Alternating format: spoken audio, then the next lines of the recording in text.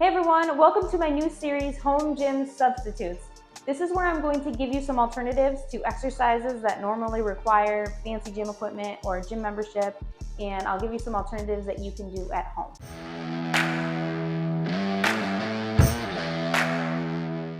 For this first video, I'm going to give you alternatives for the hack squat. All right, let's break it down. What is a hack squat good for? The hack squat's a great exercise for your lower body, and it will give you strong, powerful looking legs. It also puts more emphasis on your quads than other types of squats do, where the workload is more shared between your glutes and your hamstrings. So if you really want some massive quads, this is a great exercise. Due to the mechanics of the exercise, you don't tax your spine as much either, so it's a good exercise to add in for some extra volume without worrying about too much axial fatigue.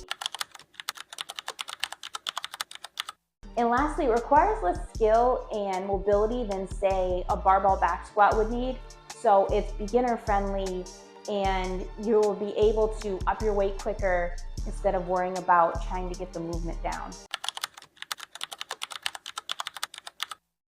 That doesn't mean that you should never squat or learn how to do a squat properly. That's very important, but it's a good exercise to add in while you're learning that so you can still load up your legs and build them. All right, the first alternative we have is a wall hack squat. All right, so for this exercise, you're gonna need a wall and something to roll up and down the wall. A foam roller works really good. I've seen people do this with a skateboard, anything that can help you roll up and down the wall. So you're going to put the foam roller or whatever you have behind your back. Start it a little lower than I have it actually. You're going to have your feet out a little bit further away from the wall. You're not going to be standing straight up. You're gonna have your feet out a little bit away from the wall, and then you're just going to roll down to your end range of motion and come back up. I recommend you trying this with just your body weight first and get the movement down, but it is an exercise that you can eventually load up. So an easy way is to use some dumbbells. So I'm going to squat down, put dumbbells on the side of me, squat down, pick them up. All right, for our next alternative, we have a landmine hack squat. So for this exercise, you're going to need a landmine, obviously, a barbell, and some plates if you want to make it heavier. And I usually wrap a towel around the end just to give myself a little bit more cushion so I don't hurt my shoulders. But for this exercise, you're going to lift the bar up, rest it on your shoulders. You're in the same thing, you're not going to stand straight up. You're going to have your feet out in front. And then you're going to just squat down.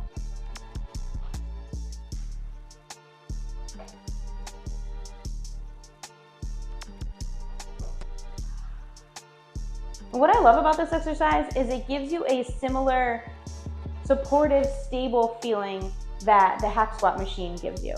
Now for my third hack squat alternative, we have the heel elevated back squat.